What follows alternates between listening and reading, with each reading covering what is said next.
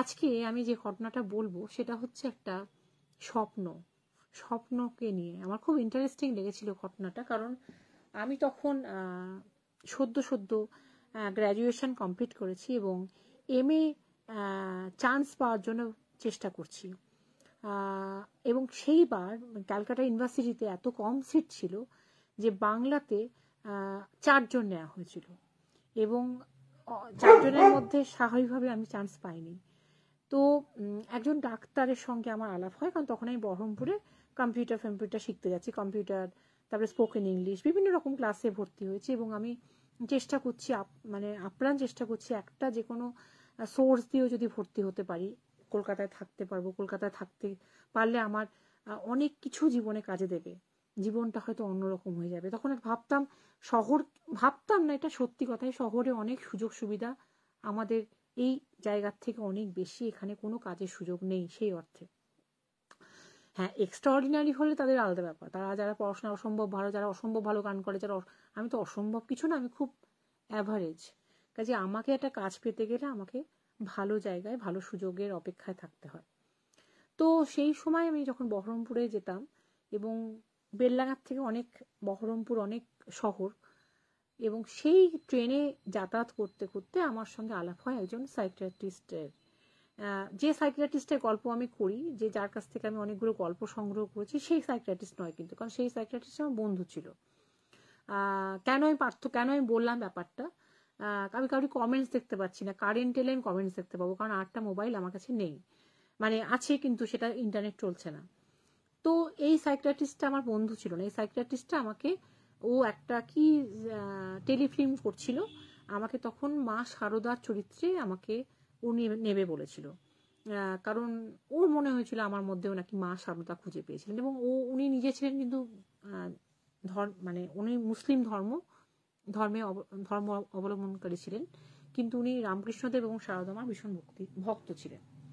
কিন্তু সামহাও ওই ডাক্তারকে পরবর্তীকালে আমার খুব ভয় লাগতো, কারণ ও বলেছিল রবীন্দ্র ভারতীতে ও খুব চেনা আছে, ভর্তি করে দেবে, সবই ঠিক করে, কিন্তু রবীন্দ্র ভারতীতে ভর্তি ও লোকাল গার্জিয়ান হয়ে যাবে। আমার যেন মনে হয়েছিল আমি সিকিউর নই, ও যদি জানে যে আমি এই জায়গাটায় থাকবো, এই হোস্টেলে থাকবো। আমি খুব ভীতু ছিলাম সেই সময়টা, আমি ওর দেওয়া চান্সটা নিতে পারিনি। ওর কাছ থেকে একটা অদ্ভুত ঘটনা শুনেছিলাম। এইটা কিন্তু ওই সাইকিয়াট্রিস্ট বন্ধু যার গল্প আমি করি সেটা নয়, এইটার কারণে আমি মেনশনটা করলাম। হ্যালো পারমিতা, তোমার বাচ্চাকে দেখি, আর আমার প্রথম যখন আমার বাবু হলো, অনেক কষ্টের মধ্যে দিয়ে আমি বাবুকে জন্ম দিয়েছিলাম। আমি তোমার জীবনটাও জানি, তোমার স্ট্রাগলটাও জানি। এই রকমই আমি করতাম, কিন্তু তখন তো এত সোশ্যাল মিডিয়া ছিল না যে আমি পোস্ট করে অন্যের সঙ্গে সে আনন্দটা ভাগ করে নেব। তাই আজকে তোমাকে যখন দেখি সেই মাতৃত্বের স্বাদ পাওয়া সেই আমিটাকে আমি খুঁজে পাই। অদ্ভুত অনুভূতি একটা পারমিতা। এবং সত্যি কথা বলতে কি, তোমার মা লক্ষ্মী খুব লাকি যে সে এত ভালো একটা বাবা পেয়েছে, এত ভালো একটা মা পেয়েছে, ফ্যামিলি পেয়েছে, ও যেন সুস্থ শরীরে বেঁচে থাকে, এই প্রার্থনাই করি। আমি খুব এনজয় করি তোমাদের ভিডিওগুলো দেখতে। আচ্ছা, তো যে গল্পটা করছিলাম আর কি, তো সেই সাইকিয়াট্রিস্ট একটা গল্প করে যে স্বপ্ন নিয়ে একটা ব্যাপার, যে একজন মা তার মেয়েকে নিয়ে আসে যে সে প্রতি রাত্রে একই স্বপ্ন দেখে। এবং প্রথম দিকে সেই মা কিন্তু সেই মেয়েটিকে বলে যে, মানে আমরা যেমন বাচ্চাদের অনেকে গুরুত্ব দিই, অনেকে কিন্তু বাচ্চাদের কথার খুব একটা গুরুত্ব দিই না। এই মাটাও ছিল সেরকম, যে এই স্কুলে দেরি হয়ে যাবে, তোর মর্নিং স্কুল, কি স্বপ্ন দেখেছিস পরে শুনবো। কিন্তু ক্রমাগত যখন একই স্বপ্নের কথা মানে রিপিটেডলি ও মাকে বলতে থাকে যে মা আমি দেখেছি, মা আমি দেখছি, মা আমি দেখেছি, তখন কিন্তু ঘটনাটা শুরু। তার আগে আমি কিছুটা না বললে, পিছিয়ে না গেলে, এই দিন থেকে কিছুটা দিনের পিছিয়ে না গেলে বুঝতে পারবে না।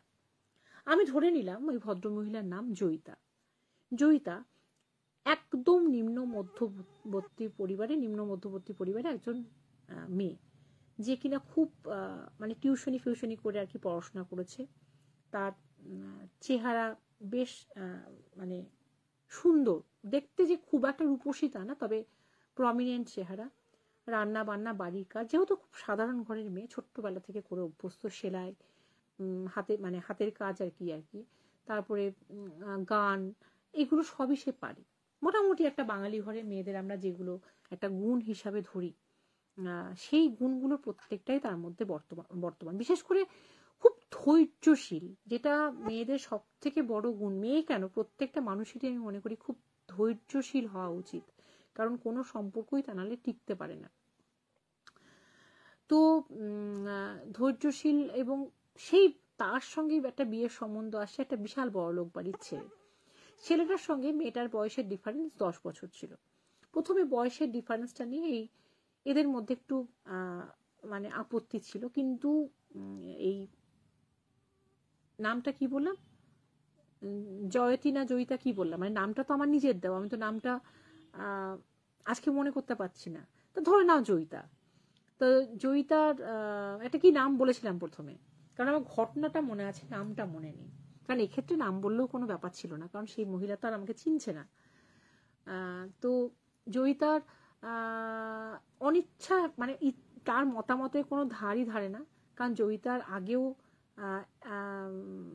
আগে একজন দিদি আছে, তার বিয়ে হয়েছে, এবং তারপরে আরো 3টে বোন। তো স্বাভাবিকভাবেই একটা নিম্ন মধ্যবিত্ত পরিবারে তারা, জয়িতার একটা বড়লোক ঘরে যেহেতু বিয়ে সম্বন্ধে এসছে, তারা বলে যে দেখ মা, যা পড়াশোনা করেছিস, যথেষ্ট পড়াশোনা করেছিস, এইবার তুই অন্তত বিয়ে কর, কারণ তুই বিয়ে করলে আমরা অন্তত নিশ্চিন্ত হতে পারি, পরের দিকে তাকাতে পারি। এবং একরকম ওর মতামতের ধার না ধরেই ওকে বিয়ে দিয়ে দেওয়া হয়। কিন্তু জয়িতা বিয়ের পর থেকে একটা জিনিস লক্ষ্য করে, এটা হচ্ছে হাজবেন্ড কিন্তু খুব ঠান্ডা মেজাজের, এবং জয়িতাকে যথেষ্ট রকম কেয়ার করে। শ্বশুর বাড়িতে সবাই মোটামুটি মানে কোঅপারেট করে ওর সঙ্গে, কিন্তু ওর বড় যা খুব বড় লোক বাড়ির মেয়ে। ওর বড় যা ম্যাক্সিমাম সময় রান্না বান্না করতো না, কোনো কাজে ওকে সাহায্য করতো না, জয়িতাকেই কাজ করতে হতো। এবং জয়িতা তাতে কিছু মনে করতো না, জয়িতাকে মনে করতো খুব জব্দ করলো, কারণ আমি বড়লোক বাড়ি মেয়ে, আমি কেন কাজ করতে যাবো, ওর অভ্যেস আছে ও করুক, এরকম একটা ব্যাপার ছিল, একটা অ্যাটিটিউড ছিল। কিন্তু ও কিছুই মনে হতো না, কারণ ও তো ধরেই রেখেছিল যে এখানে বিয়ে করেছি, আমাকে এখানেই থাকতে হবে, কারণ ফিরে যাওয়ার আর রাস্তা নেই, কারণ 5 বোনের সংসার, সেখানে বাবা খুব সাধারণ একটা অল্প মাইনের চাকরি, সেখানে ফিরে যাওয়ার উপক্রম নেই, যেখানে বিয়ে হয়েছে সেখানেই মানিয়ে থাকতে পারে। এই কাজগুলো ওর, মানে ওর কথায় এরকম একটা ছিল যে কাজ করলে কি আর হাতে লেগে থাকে, এরকম ধরনের মানসিকতা। ওর কিছুই মনে হতো না।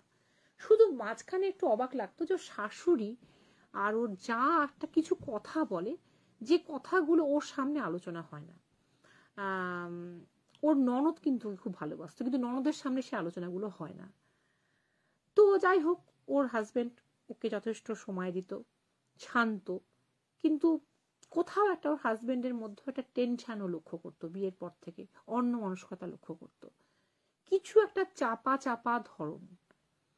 তো এই জয়তী বা জয়িতা বিয়ের 2 বছরের মধ্যে ওদের একটা কন্যা সন্তান হয়, এবং সে মেয়েটা হওয়ার পর ওর মানে অসম্ভব রকমের, মেয়েটি কিন্তু বাড়ির সকলের ভালোবাসা পেতে থাকে, কারণ প্রচন্ড রকমের একটা মিষ্টি প্রাণোচ্ছল একটা বাচ্চারা যেমন হয় আর কি। এবং যখন ও স্কুলে ভর্তি হলো, স্কুলে যাওয়ার উৎসাহ, স্কুলে গিয়ে একটু কান্নাকাটি করে না, লক্ষ্মী মেয়ে যাকে বলে, তাই যা বলা হয় তাই শোনে, পড়াশোনায় মন, এইরকম করেই বেশ ওদের জীবনটা চলছিল। বিয়ের 6-7 বছর পর্যন্ত তেমন কোনো সমস্যা জয়িতাকে কিন্তু অনুভব করতে হয়নি। আমি এখনো বলছি, নামটা আমি ঠিক বলছি কি ভুল বলছি জানি না, আমি মন গড়া একটা নাম বলছি, কারণ আমার অতদিন আগেকার ঘটনার নামটা মনে নেই, তোমরা প্লিজ এটাকে মানিয়ে নিও। আমি প্রথমে একটা কি মানে জয়িতা না জয়তী কি একটি শুরু করেছিলাম। তো যাই হোক, কিন্তু শুরুটা হলো সমস্যার। এইবার আমি আবার সেই জায়গায় আসছি যেখান থেকে আমি শুরু করেছিলাম, যে বাচ্চাটা যখন ওদের 7 বছর বিবাহিত জীবন, 5 বছর বয়স, তখন থেকে একটা কি স্বপ্ন দেখতে শুরু করে। Hello Indrani, hello Ishani, thank you live join করার জন্য। কিন্তু আমি কোনো কমেন্টস দেখতে পাচ্ছি না, কারণ কারেন্ট নেই। আর আমার চেহারার দশা দেখে নিশ্চয়ই বুঝতে পারছো যে আজ গত 15 দিন ধরে আমার উপর দিয়ে কিরকম ঝড় গেছে, সেটা আমার ফেসবুক চেক করলেই বুঝতে পারবে। তো ওর মেয়ে একটা প্রায় স্বপ্ন দেখতো। প্রথম দিকে ওরা স্বপ্নটাকে উড়িয়ে দেয় যে কিছুই না, একটা বাচ্চারা কি স্বপ্ন দেখে কি না কি বলছে। তারপরে যখন শোনে, তুই কি দেখিস বলতো প্রতিদিন? তুই রাত্রিবেলা কেঁদে উঠিস, তুই জানলার দিকে তাকাস, তুই রান্নাঘরের দিকে তাকাস। রান্নাঘরের দিকেও ঠিক তাকায় না, ও তাকায় একটা কর্নারে একটা জায়গায়, মানে রান্নাঘরের পাশে একটা কোন জায়গায় তাকায়, যে ঘরটা কেউ থাকে না সেই ঘরের দিকে তাকায়, যে ঘরটা ম্যাক্সিমাম সময় বন্ধই থাকে। আর কিরকম যেন তখন যেন ও একটা অন্যমনস্ক হয়ে যায়, কেমন যেন একটা কাঁদে। ওকে ধাক্কা মারলেও চোখের সামনে এরকম এরকম করলেও ওর কোনো রকম ব্লিঙ্ক হয় না, চোখের পাতা পড়ে না আর কি। তো ওরা অবাক হয়ে যায় যে কি ব্যাপারটা, একই স্বপ্ন কি করে দেখে। ও বারবার একটা কথা বলে যে একটা পোড়া পোড়া একটা পোড়া পোড়া গন্ধ। ও সারাদিন মানে বলতে থাকে যে বাড়িতে পোড়া পোড়া গন্ধ পায়, এবং একটা পোড়া মেয়ে যেন ওর স্বপ্নে আসে এবং ওকে আঙ্গুল দিয়ে নানা রকম মানে একটা কি মাটি খুঁড়ছে। ওই সামনে একটা জায়গা ছিল উঠোন মতন, সেখানে উঠোন না, ওদের সামনে বিরাট জায়গা ছিল বাড়ির, ওইখানে মাটি খোঁড়ে আর ওকে ইশারায় দেখায়। ওকে একটা ঘরের, ওদের বাড়ির একটা কর্নার পোর্শন দেখায় আর একটা মাটি খুঁড়তে খুঁড়তে ওকে কোনো একটা জায়গা দেখায়। এর মানেটা কি? একই স্বপ্ন, এর কোনো মানে নেই।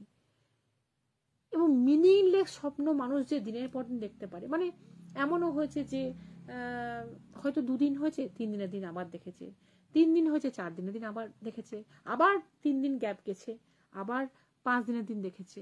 হ্যালো নন্দিতা।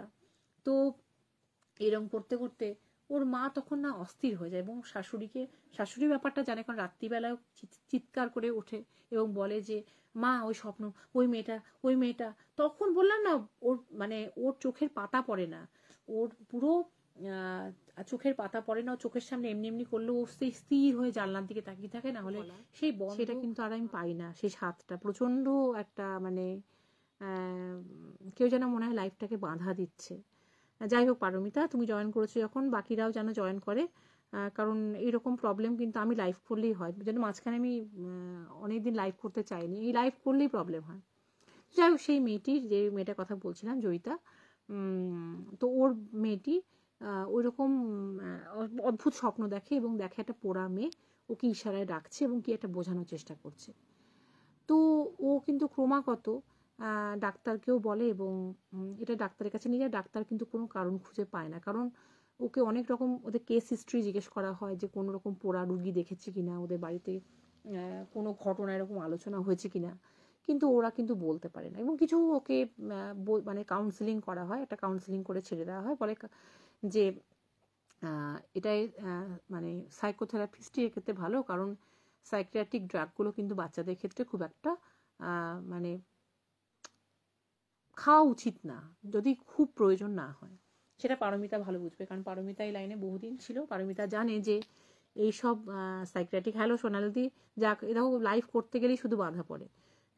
সাইকিয়াট্রিক ড্রাগগুলো কিন্তু খুব সাইড এফেক্ট থাকে, অনেক সাইড এফেক্ট থাকে। তাই ওই জয়িতা ওর মেয়েকে যখন সাইকিয়াট্রিস্টের কাছে নিয়ে যায়, সাইকোথেরাপিস্টের কাছে নিয়ে যায়, ওরা বলে যে না, আমরা ঠিক কোনো কারণ খুঁজে পাচ্ছি না, কিন্তু ওই একই কথা বলছে যে স্বপ্নে কিন্তু ওই মেয়েটাকে দেখে। এবং তারপর থেকে একটা নতুন সমস্যা শুরু হলো, যে মেয়েটা পোড়া গন্ধ পেতে লাগলো।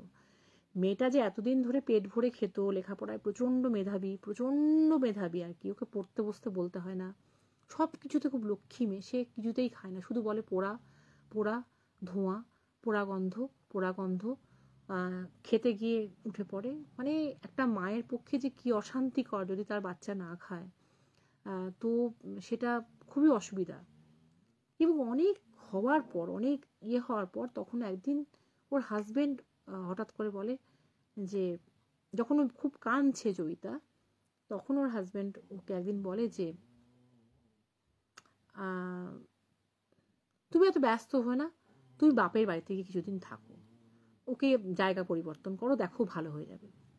তো ও কিন্তু কোনো কিছু না ভেবে ও বাপের বাড়ি থেকে কিছুদিন থাকে এবং সেখানে সত্যি ও কিন্তু আর ওই বাচ্চাটা কিন্তু ওই স্বপ্ন টপ্ন আর কিচ্ছু দেখে না। আবার যখন তার তো স্কুলটা মিস হয়ে যাচ্ছে, স্কুলটা তো ছুটি হয়ে মানে কামাই হয়ে যাচ্ছে, স্কুল তো অ্যাবসেন্ট হয়ে যাচ্ছে, ক্লাস মিস হয়ে যাচ্ছে, এবং আমি বলেইছি খুব মেধাবী স্টুডেন্ট। তো আবার যখন ও বাড়িতে ফিরে আসে, তখন আবার স্বপ্ন দেখতে শুরু করে এবং ওর হাজবেন্ড বলে যে আমি বললাম না এখানে থাকলে ওর বাড়াবাড়ি হবে। এই কথাটায় জয়িতার কিন্তু স্ট্রাইক করে যে এইখানে থাকলে বাড়াবাড়ি হবে মানে।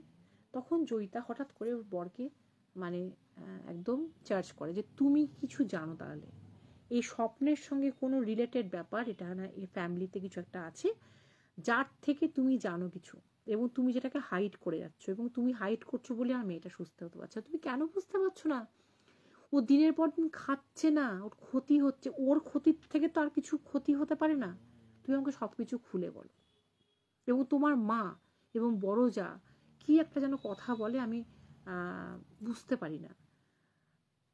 কারণ একটা মেয়ে রেগুলার বা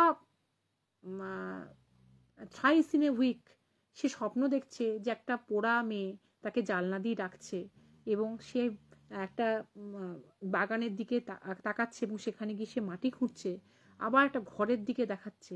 এই এক স্বপ্ন কখনো একটা বাচ্চা মেয়ে দেখতে পারে না। এর পিছনে কোনো কারণ তো আছে। এবং তার মাঝখানে এই শাশুড়ি অনেক তান্ত্রিকের কাছে নিয়ে গেছে, মসজিদের জলপোড়া খাইয়েছে, হয়তো কিছুদিন সাময়িক 2-1 দিন ভালো থেকেছে, কিন্তু ওর কিন্তু কোনো সুরাহা হয়নি। মানুষ যখন কিছু কোনো দিক পায় না তখন সব দিকই সে আঁকড়ে ধরতে চায়। তখন ওর বর বলে আসলে তোমাদেরকে একটা ব্যাপার আমরা লুকিয়ে বিয়ে করেছিলাম। বলে লুকিয়ে বিয়ে করেছিলাম মানে? তা বলে যে আমার আগে বিয়ে হয়েছিল। তবে তোমার আগে বিয়ে হয়েছিল? তা বলে হ্যাঁ, আমার আগে বিয়ে হয়েছিল, এবং সেই মেয়েটি ছিল, আমি পছন্দ করে বিয়ে করেছিলাম মেয়েটিকে। ও যে মেয়েটার কথা বলে, যাকে ও স্বপ্নে দেখে, সেটা কেউ নয়, সেটা আমার প্রথম স্ত্রী। এবং বাড়িতে এই নিয়ে চরম অশান্তি হয়, কারণ ওরা খুব ছোট জাত আমি বলবো না, কারণ এই শব্দটাই আমি উচ্চারণ করি না, মানে অন্য কাস্ট, ওদের কথায় লোয়ার কাস্ট একদম, মানে ওই হাঁড়ি বাগদি ডোম মানে কে যেটা বলা হয় আর কি, মানে মানুষ মনে করে, কিন্তু সব মানুষই যে সমান, সব মানুষের মধ্যেই যে ভগবান বাস করছে, এই মূর্খ কিছু মানুষ আছে যারা বোঝে না, ওই রকম শ্রেণীর আর কি। তো মেয়েটি পড়াশোনায় খুব ভালো ছিল, এবং মেয়েটির পড়াশোনায় খুব ভালো ছিল বলেই, মেয়েটি দেখতে কিন্তু ভালো ছিল না, কিন্তু পড়াশোনায় খুব ভালো ছিল বলেই ছেলেটা অ্যাট্রাক্টেড হয় এবং ছেলেটা বিয়ে করে। এবং এই নিয়ে বাড়িতে প্রচণ্ড রকমের অশান্তি হয় বিয়ে করার পর, কারণ বিয়েটাও বিয়ে করে নিয়ে ওরা পালিয়ে বিয়ে করেছিল এবং পরে বাড়িতে আসে। এবং মেয়েটার প্রতি চরম রকমের মানে মানসিক যে টর্চার করা, মানসিকভাবে তাকে যে গঞ্জনা দেওয়া, লাঞ্ছনা দেওয়া, সেটা কিন্তু ওর মা করতো এবং এই বড় যা করতো। কারণ বড় যা প্রচণ্ড বড়লোক ঘরের মেয়ে। এবং এই করতে করতে এই মেয়েটা একটা সময় কোনো একটা কারণে মানসিক দিক থেকেও মানে এতটাই ডিপ্রেশনের শিকার হয়ে যায়। সব সময় বলা হতো তুমি এই রান্নায় হাত দিও না, তুমি এই রান্না করেছো তাহলে তোমার শ্বশুরমশাই খাবে না।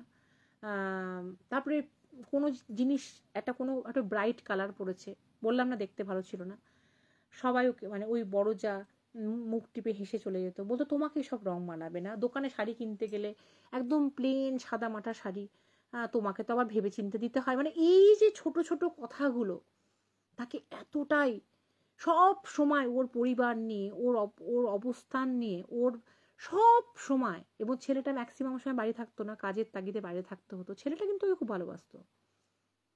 এমন জায়গায় এমন কিছু করে যে কেন জানি না মেয়েটা কিন্তু মানসিক ভারসাম্য আস্তে আস্তে হারাতে থাকে। ছেলেটা বলছে আমার তখনই ভুল হয়েছে যখন আমি বুঝতে পারছি যে ও মানসিক ভারসাম্য হারিয়ে ফেলছে, তখনই যদি আমি ওকে নিয়ে কোথাও চলে যেতাম তাহলে এত বড় সর্বনাশটা হতো না। এবং মেয়েটার নাম ছিল ছায়া।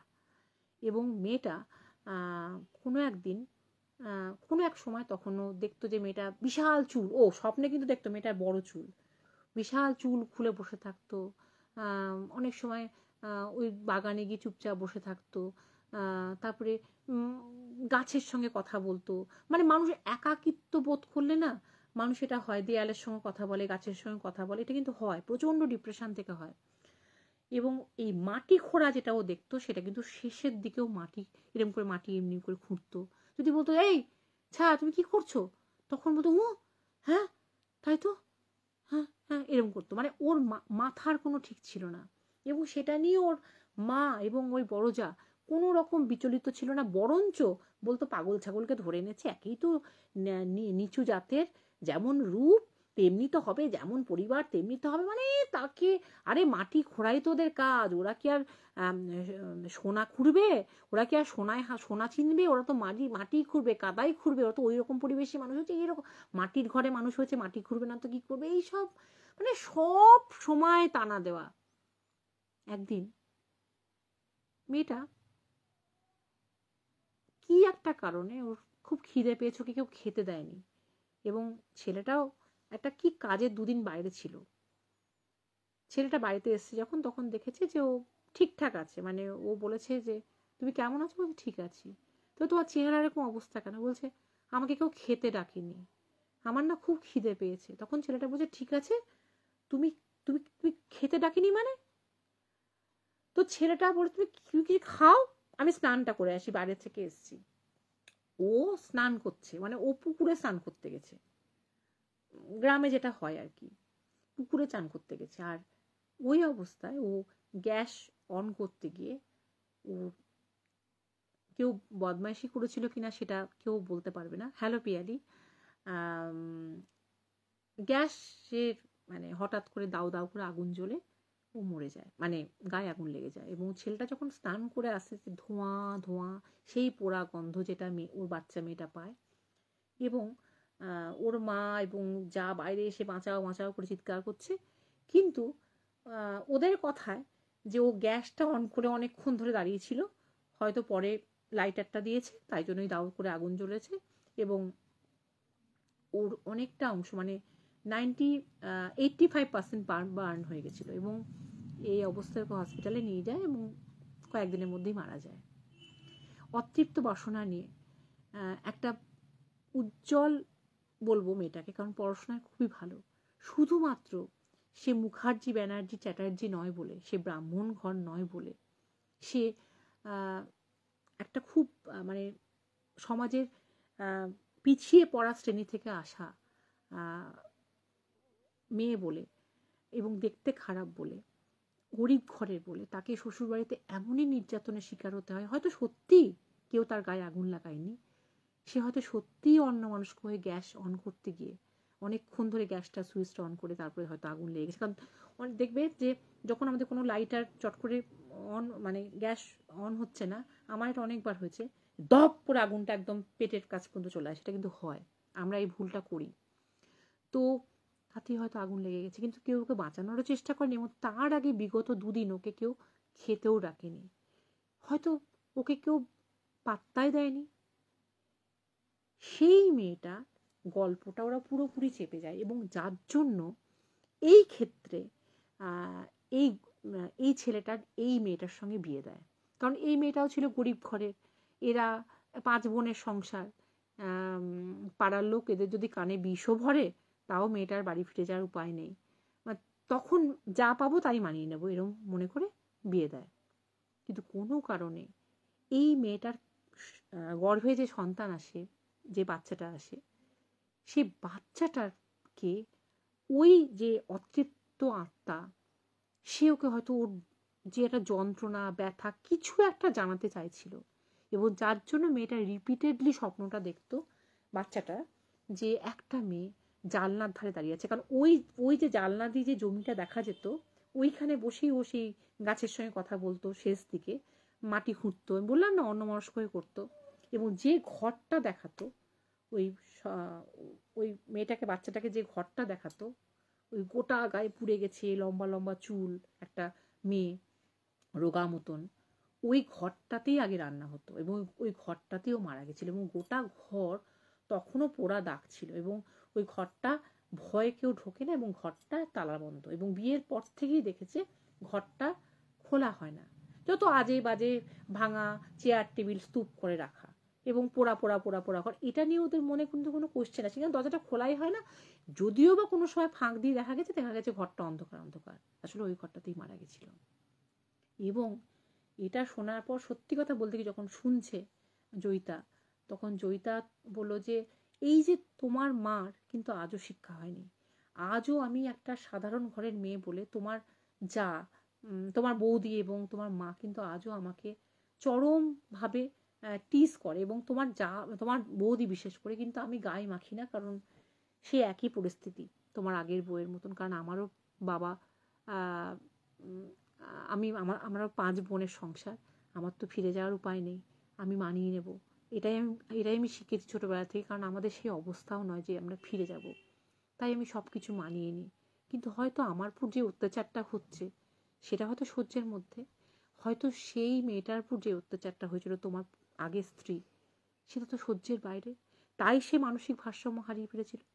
বা তাকে এমনভাবে, তার হয়তো মন এতটা শক্ত ছিল না, সবাই হয়তো সমান স্ট্রং হয় না, তাকে এমনভাবে টিজ করা হতো তার চেহারা নিয়ে, তার পরিবার নিয়ে, তার অর্থনৈতিক অবস্থান নিয়ে, তার সে তার মানে সেই নিচু জাত, তার তার ওই এত তাকে উত্ত্যক্ত করা হতো। এবং তার বাড়ির লোককে, সব থেকে যদি বাড়িতে কোনো অনুষ্ঠান হলে তাদের বাড়ির লোককে নেমন্তন্ন করা হতো না, লজ্জা পেত। এই সব নিয়ে সে নিতে পারেনি, সবার নেওয়ার ক্ষমতা সমান হয় না। কিন্তু যারা এত অশিক্ষিত, আজকে তোমার হোল ফ্যামিলিকে আমি অশিক্ষিত বলবো, যে যারা ওই নিষ্পাপ মেয়েটাকে ওইভাবে মানসিক যন্ত্রণা দিতে দিতে তাকে আতপাগলা করে তাকে অন্যমনস্কতায় হয়তো তার জীবনটা কেড়ে নিয়েছিল, গ্যাসের আগুন তাকে। কিন্তু সে আমার মেয়েকে স্বপ্ন দিয়েছে, মানে সে আমাকে এই কিছু একটা মেসেজ সে কিন্তু পাস করতে চেয়েছে। সেই মেসেজটা কি জানো? যে আমার সঙ্গে যা হয়েছে তোমার মায়ের সঙ্গে যেন না হয়। কারণ আমার সঙ্গে কিছু হলে আজকে আমার মেয়েটাই সব থেকে বেশি জিনিস, সব থেকে বড় সম্পদ হারাবে, কারণ আমার মেয়ের পাশে কেউ থাকবে না। তখন ছেলেটা বলে তাহলে কি করব? তারপরে দেখো, পড়াশোনা শিখেছি আমি, আমার একটা খাওয়ার ব্যবস্থা, থাকার ব্যবস্থা করে নিতে পারবো, আমাকে আমার বাড়িতে ফিরে যেতে হবে তা না। কারণ সবসময় যে বাপের বাড়িতেই ফিরে যেতে হবে তার কোনো না। আমার ধ্যান ধারণা একটা স্বপ্নে কিন্তু বদলে দিল, মানে আমার মেয়ের ক্রমাগত যে আসা স্বপ্নে আমি বুঝতে পেরেছি উনি কি বলতে চেয়েছেন।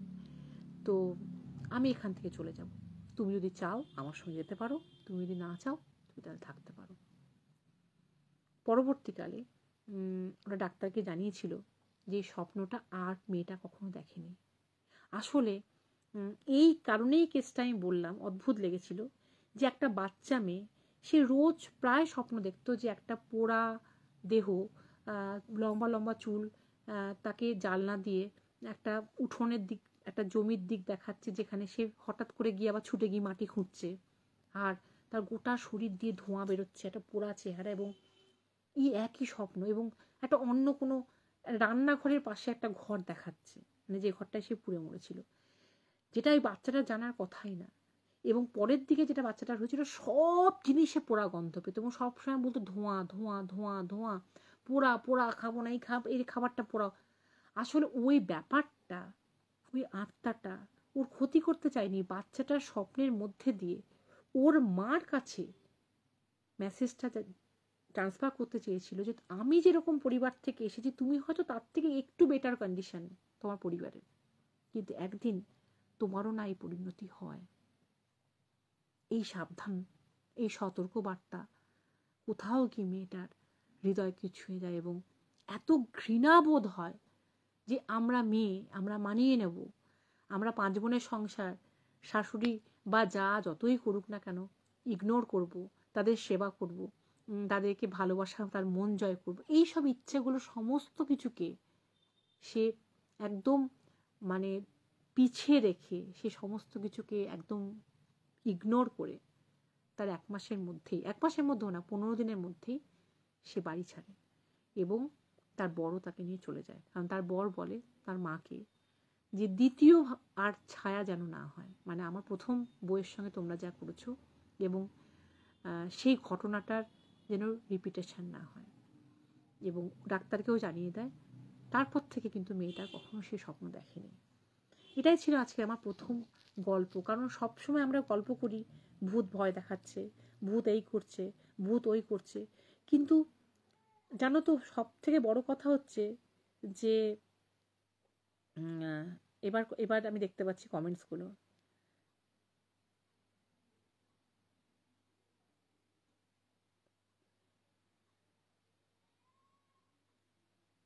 ও তাই, তুমি কালকে লাইভ অ্যালার্ট দেখে স্বপ্ন নিয়ে আমাকে বলতে চাইছিলে? হ্যাঁ, আমি স্বপ্ন নিয়ে আজকে গল্পটা, আমার চেহারার অবস্থা দেখেছো পিয়ালি, কি অবস্থা হয়েছে? যে আমি আজকে স্বপ্ন নিয়েই বলবো ভেবেছিলাম, কারণ অদ্ভুত, আমার এই গল্পটা অদ্ভুত লেগেছিল। এবং এই যে গল্পটা আমাকে বলেছিল আমার সাইকিয়াট্রিস্ট বন্ধু নয়, এই সাইকিয়াট্রিস্টটা এই বহরমপুর মেডিকেল কলেজে বহুদিন কাজ করেছে। তখন আমি সদ্য কলেজে পাশ করেছি এবং MA চান্স পাইনি, কারণ আমি তো অ্যাভারেজ ছিলাম। তো সেইবার আমাদের বাংলার ক্ষেত্রে 3জন চান্স পেয়েছিল এবং এই ডাক্তার আমাকে রবীন্দ্র ভারতীতে ব্যবস্থা করে দিয়েছিল। কিন্তু আমি ভর্তি হইনি, কারণ ও আমাকে সারদামার রোল অফার করেছিল একটা টেলিফিল্মের জন্য। কিন্তু ছিল ভদ্রলোকের তাকানো, আমার খুব ভয় পেতাম। আমি ভদ্রলোকের মানে চোখ তো মনে রায় না, ভদ্রলোকই আমাকে গল্প করেছিল, এখন ওরই পেশেন্টের গল্প এটা। কিন্তু কোথাও গিয়ে শেষের দিকে আমি এই সুযোগটা নিইনি। আমার যেদিন কলকাতায় যাওয়ার কথা অ্যাডমিশন নেওয়ার জন্য, আমি নিইনি, কারণ আমার মনে হয়েছিল আমি কলকাতায় ভর্তি হলে, তখন তো আমি একদমই হাবাগোবা ছিলাম, আজও হাবাগোবাই। তো আমাকে কোথাও গিয়ে মনে হয়েছিল যে ভদ্রলোক আমাকে হয়তো ভীষণ রকমের বিপদে ফেলতে পারে। আমার খুব ভয় হয়েছিল, কেন জানি না। অনেক সময় মন অনেক ভবিষ্যতের সতর্ক বার্তা আমাদের দেয়, আমরা সেটাকে অনেক সময় ইগনোর করি, কিন্তু আমি আমি ইগনোর করি না। আমার যদি মনে হয়, আমি দেখি প্রায়োরিটি কোনটার। আমার MA পড়ার থেকেও আমার সিকিউরিটির প্রায়োরিটি আমার কাছে বেশি ছিল। তখন ওখানে কোনো বাড়ির লোক থাকবে না, ও লোকাল গার্জিয়ানে সই করবে, ওই ভর্তি করাবে, এবং সেই সুযোগে আমার সঙ্গে ইউনিভার্সিটিতে দেখা করতে যাবে হোস্টেলে। কেন জানি না আমার জিনিসটাকে যার জন্য আমি MA পড়া হয়নি। এই গল্পটা ওনার কাছ থেকে আমার ট্রেনে আস্তে আস্তে শোনা। কেমন লাগলো জানিও। আজকে অনেক লাইভ করতে গিয়ে বাধা পড়েছে, প্রথম অংশটুকু হয়তো আছে, তবুও আমি আবার মানে এমন করে গল্পটা বললাম যে দ্বিতীয় অংশটা দেখলেও তোমরা গল্পটা বুঝতে পারবে। তবুও আমি হানাটেলসকে যারা আছেন অ্যাডমিন প্যানেলে তাদেরকে অনুরোধ করব যে প্রথম অংশের সঙ্গে দ্বিতীয় অংশটাকে যেন যোগ করে ইউটিউবে দেওয়া হয়, কারণ তাহলে ওটা এডিটিং করে দিলে জিনিসটা ভালো লাগবে। কারণ বারবার কারেন্ট চলে যায় আমি লাইভ করলে, ওয়াইফাই চলে যায়, মানে অজানা কারণে চলে যায়, তোমার একদম লাইভ এন্ড হয়ে যায়। এটার কোনো কারণ আমি খুঁজে পাইনি। আর একটা গল্প করি, ছোট্ট গল্প করি, কারণ এটা অনেকক্ষণ সময় নিল। আত্মা, এই যে অনেকে বলে না যে রাশি নক্ষত্র এগুলো যাদের একটু দুর্বল, তারা মানে হালকা, তারা আত্মা দেখতে পায়, এটা কিন্তু অনেক বিপক্ষেও মত আছে।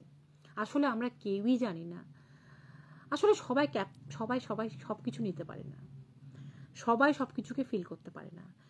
যারা ফিল করতে পারে তারা লাকি বলবো না, তবে এই অনুভূতি সবারই থাকে না। এবং এই অনুভূতিটা আমি ছোটবেলা থেকে পেয়েছি। এই অনুভূতিটা আমার বাবা অনেক বয়সে পেয়েছিলেন। এই অনুভূতিটা আমার বড় ছেলে প্রায়, আমার মাও বুঝতে পারে না, আমার ছোট ছেলেও বুঝতে পারে না।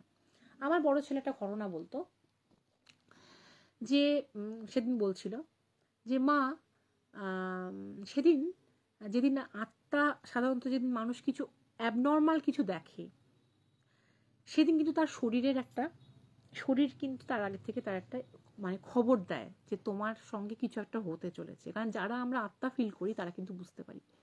এক্সট্রিম মানে লেভেলের ঘুম পাবে, মনে হবে যেন তুমি ঘুমের ওষুধ খেয়েছো, মাতাল হয়েছো, ঘুমাতে না চাইলেও ঘুম পাবে।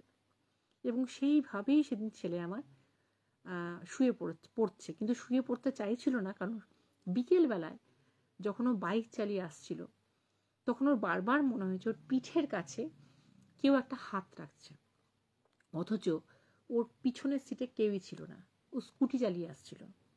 এই কথাটা মনে হওয়াতেও মনে করেছে আমার কি হাওয়ার যে দাপট, সেটাতে কি মনে হচ্ছে আমরা অনেক লজিক খোঁজার চেষ্টা করি। আমরা কিন্তু প্রথমে অন্ধবিশ্বাসের মতন ভাবি না যে এই পিছনে কেউ দাঁড়িয়ে আছে, এই সামনে কেউ দাঁড়িয়ে আছে, এই কেউ ছুঁড়ো না, একদমই না।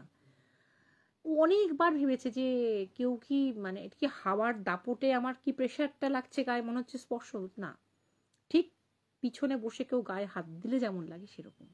এবং তখন থেকে ওর মনটা খারাপ, কারণ ও তো জানে ওকে রাতে একা থাকতে হবে।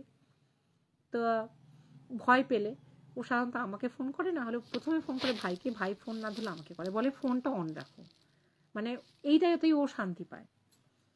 তা সেদিন ওর অসম্ভব ঘুম পাচ্ছে বাড়িতে এসে, এবং ও চাইছে যে ঘুমাতে না, কারণ ও জানে যে ঘুমোলেই কিছু একটা হয়তো হবে, যার জন্য কি ঘুম পাড়িয়ে দেওয়া হচ্ছে, এবং ও রাত্রিবেলাতেই ম্যাক্সিমাম পড়াশোনা করে।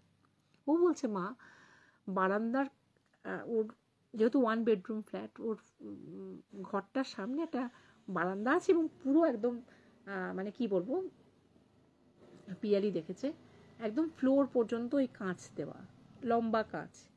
তা সেটা কার্টেনটা সরানো আছে, ওর সন্ধ্যা কোনো দিন কার্টেন সরিয়ে শোয় না, কারণ ও কোনো রিফ্লেকশন, ওর চেহারা দেখা যাচ্ছে, কোনো আয়না রাখতে চায় না, বা কোনো কাঁচে ওর ছবি পড়ছে সেরকমও রাখতে চায় না। কিন্তু সেদিনও বলছে আমার শরীরটা এত ভারী লাগছে, পর্দাটা যে সরানো আছে, আমি যে পর্দাটা টেনে দেবো সেইটুকু শরীরও আমার পারমিট করছে না।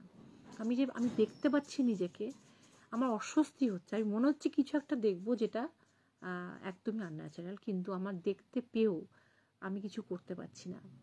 এবং ও বলছে যে ও দেখছে যে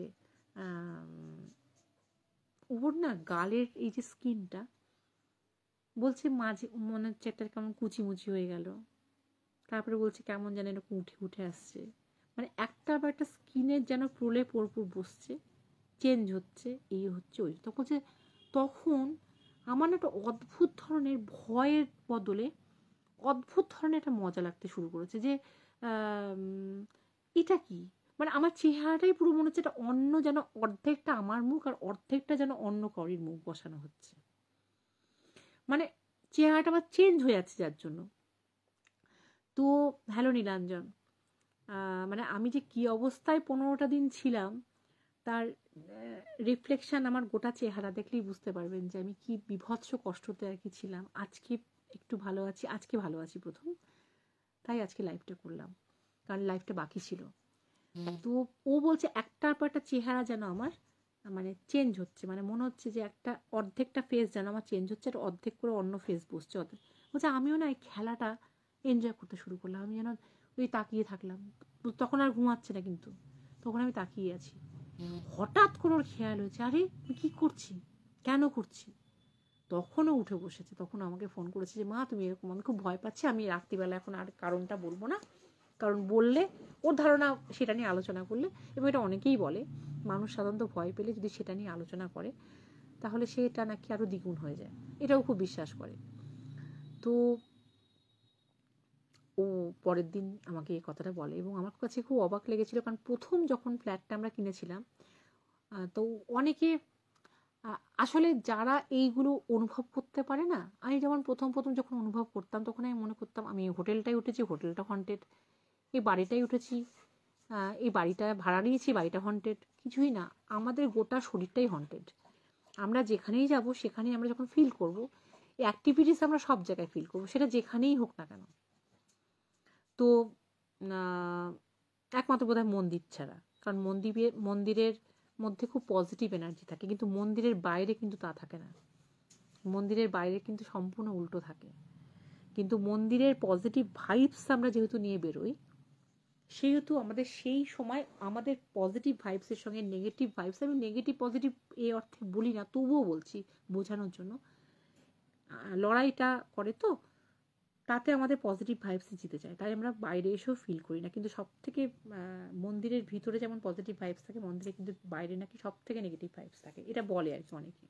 এটাও আমি কোনো প্রমাণ যে আমি আছে তা জানি না, যেটা জানি সেটা বললাম, শুনেছি যেটা বললাম। তো ও বলছে যে এরকম, আমি যখন প্রথম ফ্ল্যাটটা কিনলাম তখন বাবু, আমি শুয়ে আছি, ওর বাবার মানে বাবা যে বেডরুমটা শুয়ে আছে, আমি শুয়ে আছি, পাশে বাবু শুয়ে আছে, আর ছোট ছেলে বোধহয় আমার মা বাবার সঙ্গে শুয়েছিল, এরকম কিছু একটা হবে। ও আমাকে এরকম করে জড়িয়ে ধরে শুয়ে আছি। তো ও বলছে মা একটা লোক দাঁড়িয়ে আছে। তাহলে কোথায়? ও মানে ও যেটা দেখাচ্ছে সেটা হচ্ছে অনেক দূরে একটা ফ্ল্যাটের একটা জানলা এইটুকু লাগছে, ঠিক এইটুকু। তো জিনিসটা আমারও যে খুব একটা স্বাভাবিক লেগেছিল তা না। দেখো একটা মানুষ যদি জানলায় এইভাবে দাঁড়ায়, মানে এইভাবে হাতটা দিয়ে যদি দাঁড়ায়, এইভাবে হাতটা দিয়ে, তাহলে তার কোন পোর্শন দেখা যাবে? এইখান থেকে এত দূর পর্যন্ত দেখা যাবে। কেন জানি না ফিগারটা অদ্ভুতভাবে এইখান থেকে দেখা যাচ্ছে, এবং ও যেটা আমাকে বলেছিল ওইটুকু একটা বাচ্চা, যেটা আমার যখন আমি লক্ষ্য করলাম সেটা আমার সব থেকে বেশি ভয় লেগেছিল, যে মা দেখো অত দূরের একটা ফ্ল্যাট, কিন্তু লোকটাকে কেন আমি স্পষ্ট দেখছি, কই অন্যান্য জানলা দিতে আমি স্পষ্ট দেখতে পাচ্ছি না, অন্যান্য জানলাও তো খোলা আছে, কই সেই ভিশনটা তো স্পষ্ট হচ্ছে না, তাহলে এই লোকটা যে অস্বাভাবিক লম্বা এবং ফিগারটা অদ্ভুত ধরনের সেটা আমি দেখছি কেন। তখন আমার খেয়াল হয়েছিল। আজ অবধি এটা আমার কাছে কোশ্চেন মার্ক, আমি ঠিক এর উত্তরটা পাইনি, এবং কোনোদিনই ওই ঘরে ওই জানলার দিকে তাকিয়ে আমি বাবুকে শুতে দেখিনি, কারণ ওর এই ছোটবেলার স্মৃতিটা ওকে খুব মানে হন্ট করতো। আর একটা মনে আছে, বাচ্চারা না অনেক কিছু অনুভব করতে পারে, যেমন এনিম্যালরা অনেক কিছু অনুভব করতে পারে। আচ্ছা, আমাদের সঙ্গে যে আছে লাইভ দেখছে তাকে একবার দেখাই। হ্যালো গোল্ডি, গোল্ডি, গোল্ডি, এই যে হ্যালো, দেখো গোল্ডির সঙ্গে লাইভ করছি। তো আমার ছোট ছোট যখন এই ফ্ল্যাটটা কেনা হয়, তো ও বলেছিল যে ওরা কার সঙ্গে গল্প করতো, তো ও কার সঙ্গে গল্প করতো, তা আমার আমি ডাকলাম, চলে এলো। তো আমি একদিন বলছি তুই কার সঙ্গে কথা বলছিস, তো ও বলছে আরিয়ানের সঙ্গে। এখন আমাদের ফ্ল্যাটটার নাম হচ্ছে আরিয়ান টাওয়ার। আমি আর আমার বড় ছেলে খুব হেসেছি যে আরিয়ান টাওয়ার, আরিয়ানের সঙ্গে গল্প করছিস মানে? তখন বললো হ্যাঁ এই তো ছিল, গল্প করছিল। প্রথম দিন ডাইনিং রুমে বসে পড়লো, তারপরে 2-3 দিন বলার পর জিনিসটা কিন্তু আমি খুব সিরিয়াসলি নিলাম, এই কারণে আমার মনে হয়েছিল ও একটা কিছু দেখতে পাচ্ছে, যেটাকে ও একটা কাল্পনিক নাম দিয়েছে। যেহেতু আরিয়ান টাওয়ার, সেহেতু আরিয়ান টাওয়ারটা বাদ দিয়েও আরিয়ান বলছে, কিন্তু ও দেখতে পাচ্ছে এবং কিছু একটা ও ফিল করছে, যেটা ও ভাবছে কাউরি একটা উপস্থিতি, কাউরি একটা দেখতে পাচ্ছে, উপস্থিতি অনুভব করছে, দেখতে পাচ্ছে, এবং তার সঙ্গেও কনভারসেশন বা তার থেকেও তার সঙ্গেও ফিলিংস আদান প্রদান করতে পারছে, যেটা আমরা বুঝতে পারছি না। তো সেটা খুব ছোটবেলায় হয়েছিল এটা। ও কিন্তু তারপরে ওর ক্ষেত্রে তেমন কোনো এক্সপিরিয়েন্স টাচুট ও কিন্তু করে না, কারণ এই এক্সপিরিয়েন্স যেন কেউ কখনো না করে, কারণ খুব বাজে, এবং এরা যারা এই এক্সপিরিয়েন্সগুলো করে না তাদের কিন্তু নাম যশ অন্তত নাম যশ পেতে অনেক যশ ভাগ্য থাকেই না, এবং তাদের কিন্তু প্রতি কাজে বাধা পড়ে, মানে তারা স্বাভাবিক যে কোনো একটা কাজ করতে গেলে অনেক বাধার সম্মুখীন হতে হয়। যাই হোক, আজকে বহুদিন পর তোমাদের সঙ্গে লাইভ এসে খুব ভালো লাগলো। গত 15 দিন বাবদ আমি ছোটবেলা থেকে কোনোদিনও কাজে অভ্যস্ত নই, আমি কাজ করতে পারি না, মানে ওই কাজ করতে পারি না। আমাকে আমার চেম্বারে বসিয়ে 16 ঘন্টা 18 ঘন্টা কাজ করুক আমি পারবো, কিন্তু বাসন মাজা, রান্নার জোগাড় করা, মানে তরি তরকারি কাটা, রান্না করতে পারবো, টেবিল পরিষ্কার করা, এঁঠো পরিষ্কার করা, এগুলো আমি পারি না। সেই আজকে এটা মানে আমি বলি তো যে মানুষকে বিশ্বাস করি না, চার পেয়ে দিয়ে বিশ্বাস করি, কিন্তু সত্যি হয়তো আমরা কোথাও গিয়ে নিজেদেরকেই চিনতে ভুল করি।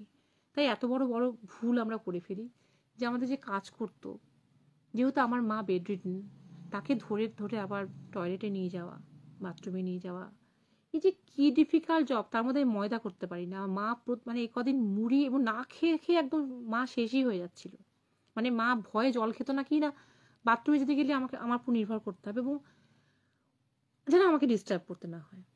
মাকে স্যালাইন পর্যন্ত দেওয়া হয়েছে, মানে মা জল খাচ্ছে না বলে, মানে মা তো বুঝতে পারছে যে আমার উপর কি হারে প্রেশারটা পড়ছে, এবং আমার চেহারা দেখে নিশ্চয়ই বুঝতে পারছো আজকে 15 দিন আমি আমার কর্মস্থলে যেতে পারি না। আজকে জয়েন করেছে আমার একজন প্রিয় লোক। যাই হোক, সেই মেয়েটি, যে মেয়েটি কাজ করতো, সেই মেয়েটি 6 মাসের অ্যাডভান্স নিয়ে, মানে কেঁদে কেটে তার বাড়ি বন্ধক রাখা হয়েছে, বাড়ি বিক্রি হয়ে যাবে, কি হবে ওই অনেক বাহানা, মানে একদিনে নয় কিন্তু আমি এমন লাস্টে এমন হয়েছিল, যেহেতু আমার মাকে একটু দেখাশোনা করতো বলে এমন ইমোশনালি আমাকে ব্ল্যাকমেল করছিল, যে চেম্বার থেকে হয়তো কয়েকটা টাকা আমি রোজগার করে নিয়ে এসেছি, আমার হাত থেকে পুরো টাকাটা নিয়ে নিত, মানে অনলাইনে জিনিস এলে আমাকে অনলাইনে পে করতে হতো, এবং সে 6 মাসের টাকা নিয়ে সে চৌপাট, মানে অজানা কারণে। আমি বলছি না যে চৌপাট, এখনো আমি বলছি না, এখনো আমি দেখো এখনো কিন্তু তাকে বিশ্বাস করছি, কিন্তু অ্যাটলিস্ট ফোন করে তো জানাবে। তার মেয়েকে ফোন করেছি, তার কেউ ফোন ধরেনি। এবং আমি একটা জিনিস বুঝে গেছি, যে আমি নিরঞ্জনকে এই কথাটা অনেকবার বলেছি, যে বিপদে পড়লে, আমি মানুষের প্রতি অভিজ্ঞতা আমার খুব খারাপ, আমি বোধহয় 30 জায়গায় ফোন করেছি যে আমাকে একটু হেল্প করো, একটু, আমি বাড়িতে, আমি কাজে যাবো না, আমি রান্না বান্না করবো, সব করবো, আমাকে একটু বাসন মেজে সাহায্য করো, কেউ আসেনি। এবং এতটাই আমার চেহারা পরিবর্তন হয়ে গেছে, একটা হাসির কথা বলছি, যদি ওটা হাসির, আমার হাসি পাচ্ছে না, এই কারণে আমার প্রচণ্ড কষ্টের কথা। আজকে ফোনপে, গুগল পে, আমার ফেস মানে আইডেন্টিফিকেশনের ব্যাপারটা মানে হচ্ছে না, ও ফেস আইডেন্টি করতে পারছে না, ও বলছে যে এটা কান্ট রেকগনাইজ আমাকে। মানে যতবার আমি দিচ্ছি এমনি এমনি করে মাথা নাচ্ছে, মানে মনে হচ্ছে ফেসবুকই যেন মাথা নাচ্ছে, এই গুগল পে ফোন পে যেন মাথা নাচ্ছে, যে আইডেন্টিফাই করতে পারছে না যে আমি। ওর আইডেন্টিফিকেশনে গিয়ে ও বলছে যে এটা অন্য ফেস, এবং আমাকে পাসওয়ার্ড দিয়ে তখন ঢুকতে হলো। যতবার আমি গেছি গুগল পে ফোন পেতে, কারণ আমাকে তো অনলাইনে পে করতে হয়েছে, যেহেতু মাসের প্রথমে বাবুর স্যারের মাইনের থেকে বাবু যার কাছে পিয়ানো শেখে, তো আমি মানে আমার মুখ চিনতে পারছে না ফোনে, এটা আমার কাছে সব থেকে হাস্যকর লেগেছে। কারণ মোটামুটি এতটা ডিটোরিয়েট করেছে চেহারা যে আমার ফোনে মুখ চিনতে পারছে না। এই গল্পটা আমার হাজব্যান্ডকে গিয়ে এখন গিয়ে করবো। ভালো থেকো, সুস্থ থেকো, মার্চ মাসে লাইভে আসবো, কারণ যখন কাজের লোকের সমস্যা আমি এখনো বিশ্বাস করতে পারছি না যে মিটেছে, তখন লাইভে আসবো, কারণ ভালো লাগে। আসলে আমার বাড়িতে মেম্বার খুব কম, একটা মনে হয় যে আমার এক্সটেন্ডেড ফ্যামিলি হচ্ছে হানা টেলস, সেখানে বসে এই চাটা তো ফ্লাক্সে রেখেছিলাম, চায়ের সঙ্গে আড্ডা মারবো বলে। আসলে বললাম না, লাইভে ঢুকতে গিয়ে কারেন্ট চলে গেল 3-4 বার, ওয়াইফাই চলে গেল, নেট চলে গেল, মানে লাইভ করতে দেবে না, অথচ এখন দেখো ঠিকঠাক আছে। সেই কারণে আর চাটা খাওয়া হয়নি। যাক, আমার হাজব্যান্ড চলে এসছে বাড়িতে, ওর সঙ্গে গিয়ে চাটা খাই। ভালো থেকো, সুস্থ থেকো, টাটা, বাই বাই। আর অসহায় মানুষ এবং অসহায় প্রাণীদের সঙ্গে থেকো, বিশেষ করে চার পেয়েরা যা ভালোবাসা দেয় তা মানুষের কাছে ধোঁকা পাওয়ার যন্ত্রণাকে ভোলার জন্য ভালো একটা মলম হিসাবে কাজ করে, এটুকু বলতে পারি। শুভরাত্রি।